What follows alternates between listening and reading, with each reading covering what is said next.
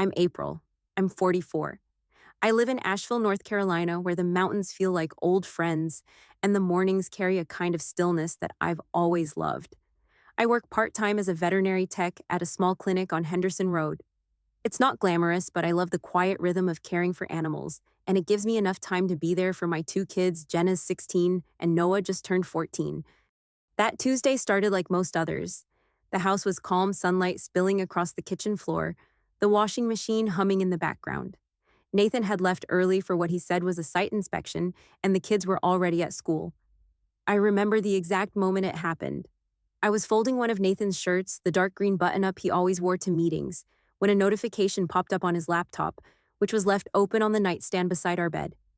I wasn't trying to snoop.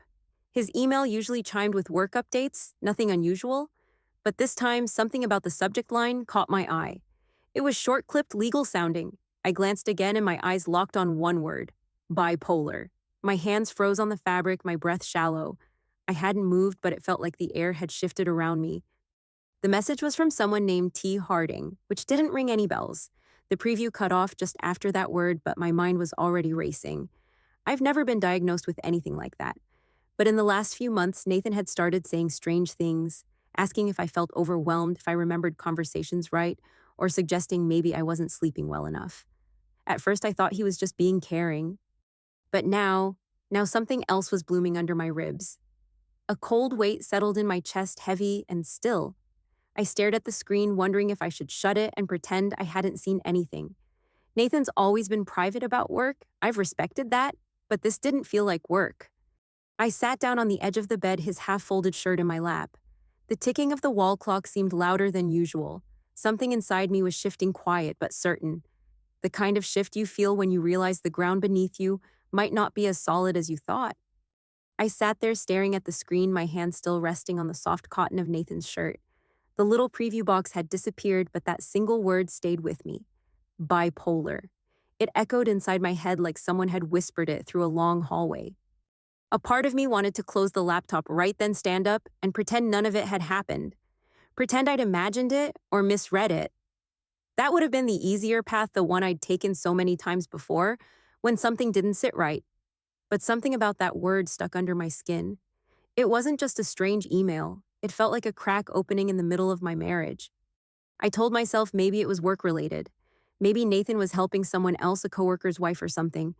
But my stomach said otherwise. It wasn't just the message. It was everything leading up to that moment. I thought back to 2 weeks ago when I forgot to pay the electric bill. It slipped my mind because I was dealing with a sick dog at the clinic and Jenna had a school project. Nathan didn't get mad. He just looked at me and said gently that I seemed forgetful lately. He asked if I was keeping track of things okay. It sounded like concern at the time, but now sitting here, it felt different, almost rehearsed. I remembered another moment maybe a month ago when I got frustrated about him staying late at work again. I raised my voice, not yelling, just upset. He didn't fight back. He just stared at me and said in this slow, even tone that I was getting emotional again, that maybe I needed more rest. I felt ashamed, like I'd overreacted. I even apologized. Looking back, I wasn't being unreasonable. I was reacting to being ignored, but he'd made me question myself. That was the pattern, wasn't it? Every time I disagreed with him, he'd tilt his head and suggest I wasn't seeing things clearly. He'd bring up times I forgot things, times I got moody, like he was keeping a list I didn't know about. It never felt cruel in the moment, but now it all started to add up and it made my skin prickle.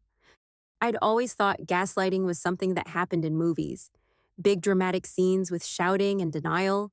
But what if it looked more like this: small moments, soft tones, careful phrasing that made you doubt your own memory? 1,000 quiet cuts until you couldn't trust your own mind. I rubbed my hands against my thighs. They felt clammy.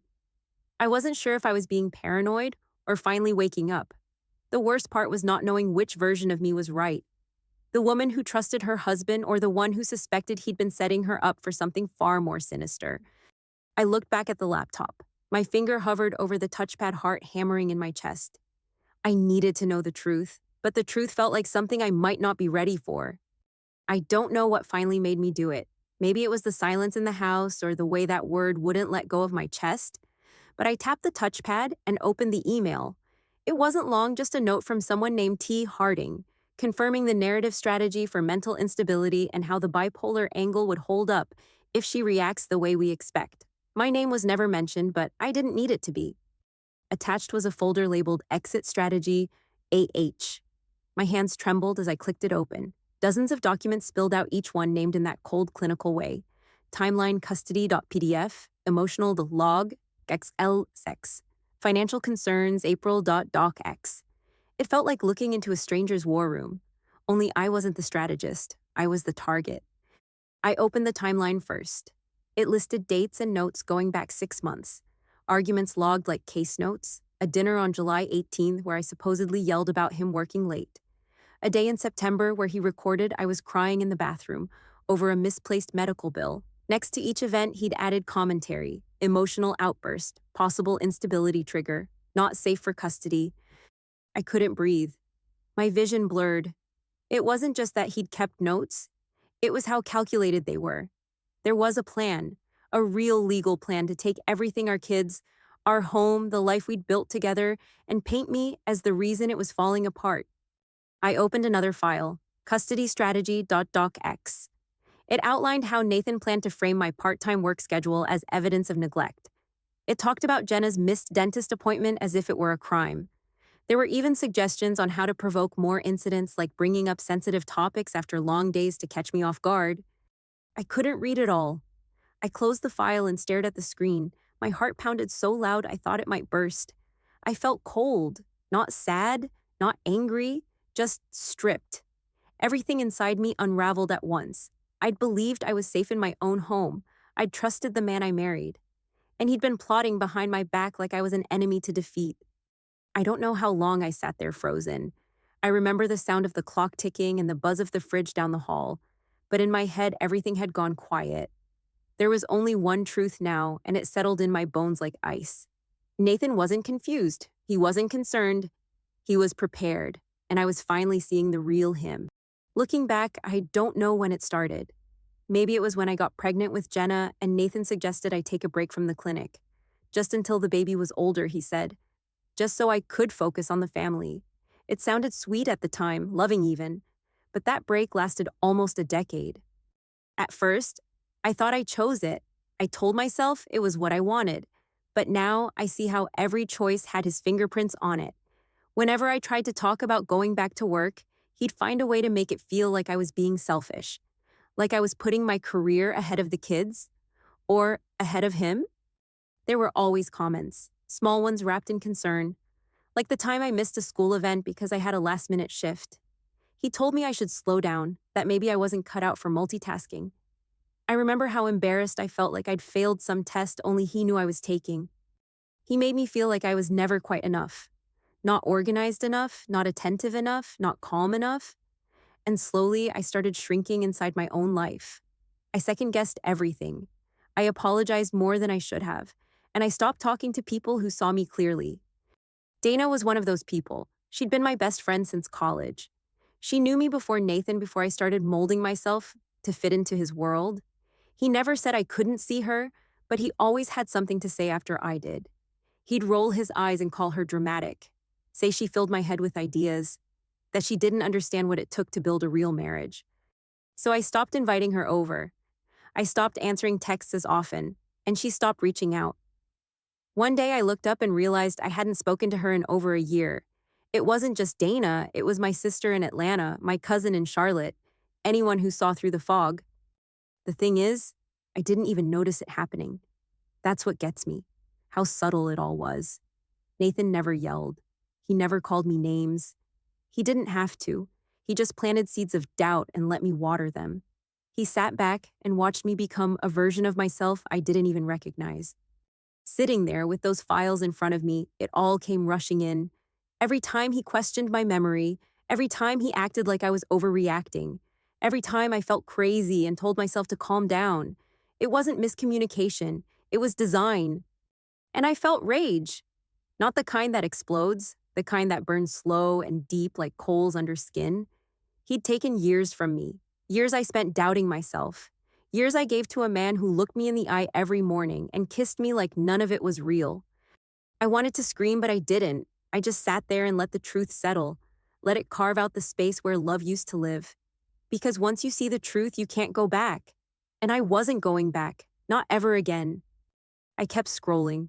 My hands weren't shaking anymore. I think the shock had burned out, leaving something colder behind. A message sat near the bottom of the thread, short and ugly, like a wound still open. It was from Nathan to his attorney, dated just days ago. "She's too stupid to hide money properly. That pathetic cow will be living in a trailer when I'm done." I read it twice, then again. Each word carved something out of me, but I didn't flinch. Not anymore. It wasn't even the insult that hit hardest. It was the certainty. The way he believed I wouldn't see it coming.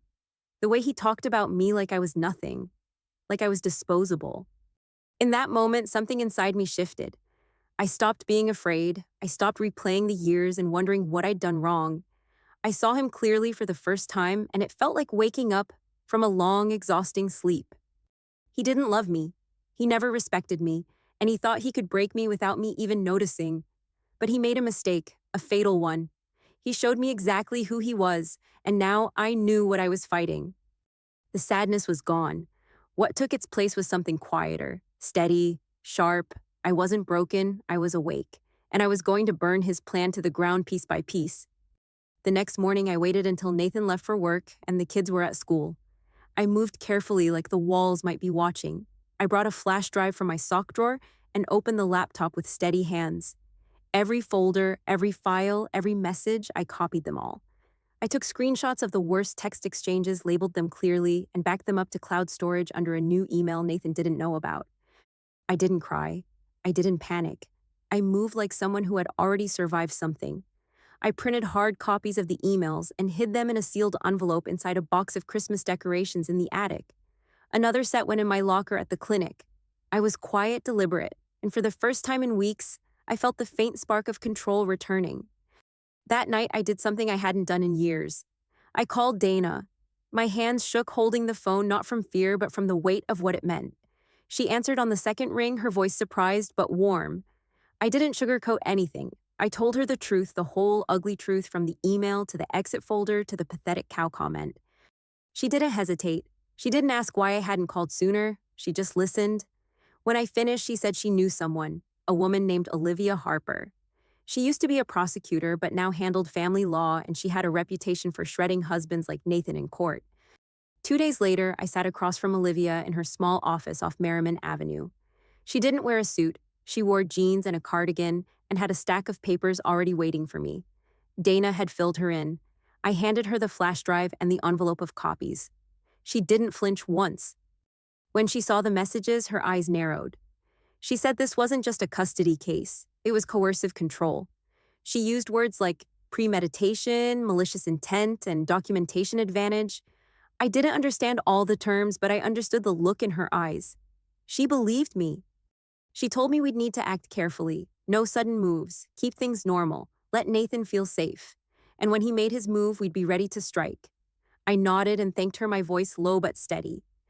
Walking out of her office, I felt the weight of years start to shift, not gone, but lighter. I still didn't know what the end would look like, but I knew one thing. I wasn't going to let him write the final chapter. I was writing it now, quietly, carefully, one step at a time. Olivia's office didn't feel like a lawyer's office. It was tucked above a coffee shop, smelled like cedar and cinnamon, and had stacks of folders on every surface. There was a softness to it, like a place where hard things got handled gently. She stood when I walked in, offered a quick smile, and waved me toward the chair across from her desk. She didn't waste time, asked how I was holding up, then nodded as I handed her the thick envelope. I told her everything while she sorted through it, the emails, the fake spending records, the custody timeline. I expected her to look shocked, but she looked focused, angry maybe, but quiet about it, like she'd seen this before and already knew what to do.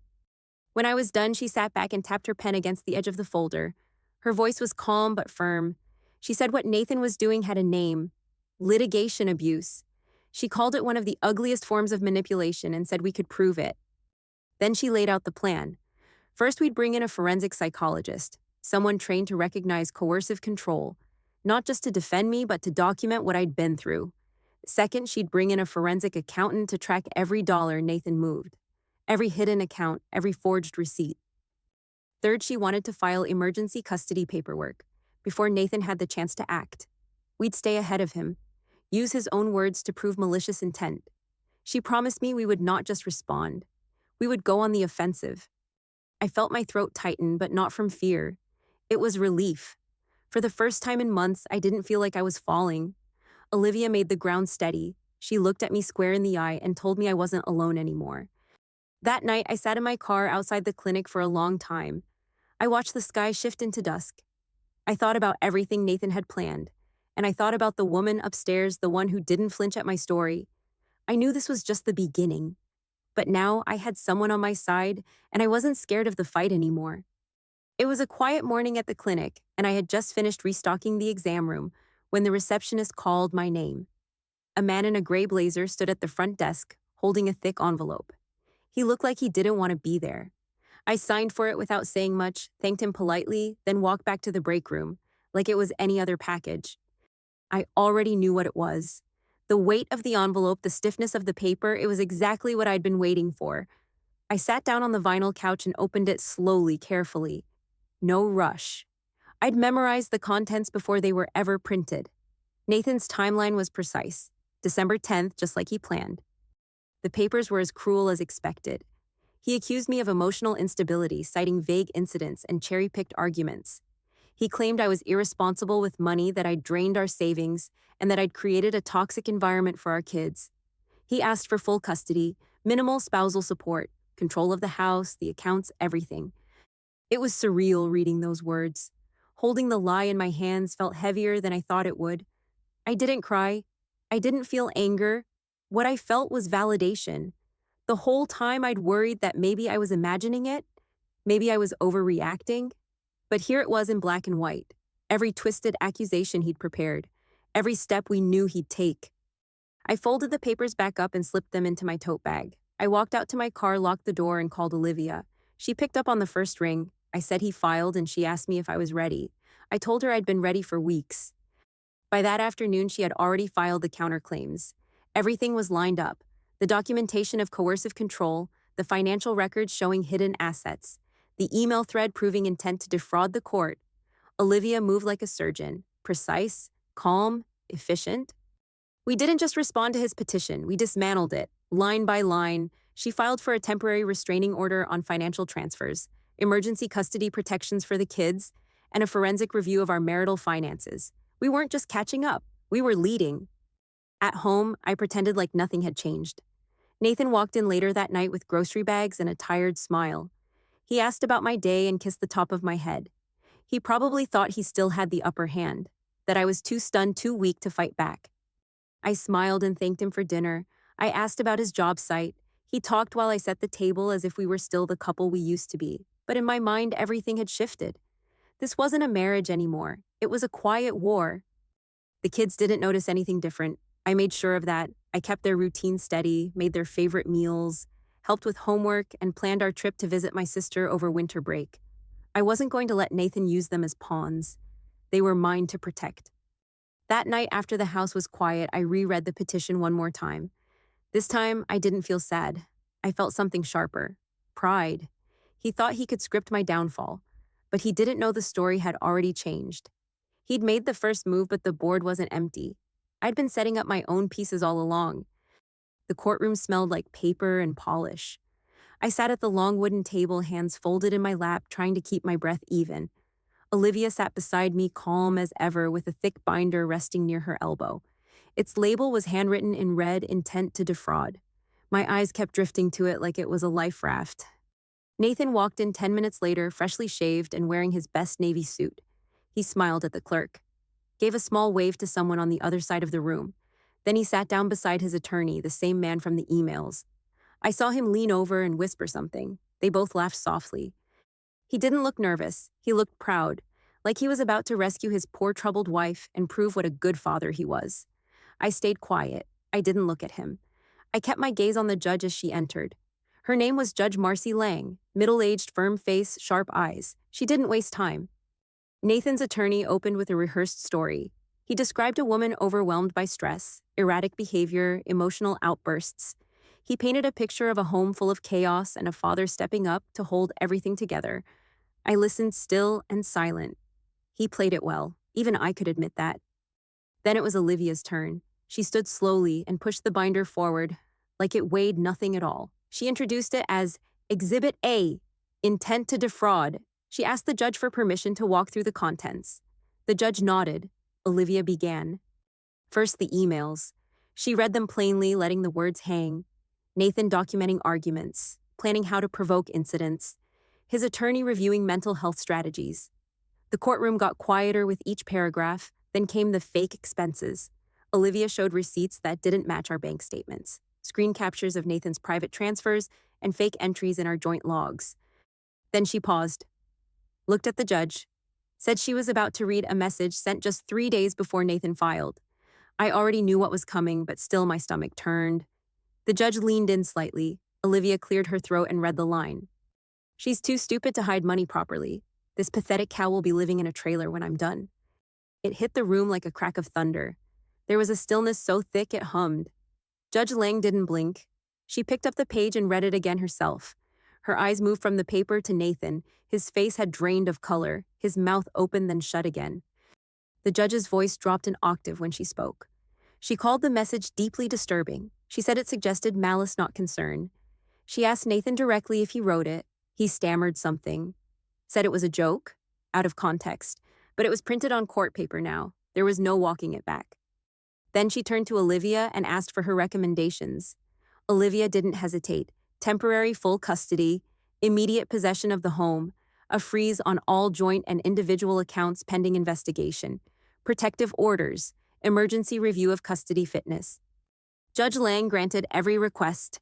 She added that the evidence suggested a pattern of litigation abuse and coercive control. She ordered an independent psychological evaluation for both parties. Nathan tried to speak again, but his attorney leaned over and quietly shook his head. As the judge adjourned, the sound of the gavel echoed like a bell. I didn't move for a second. I just let it settle. The judgment, the silence, the end of Nathan's performance. Walking out of that courtroom, I felt taller, lighter, like something heavy had finally been set down. Olivia didn't say much. She just patted my arm and told me we were exactly where we needed to be. And for the first time in a long time, I believed her.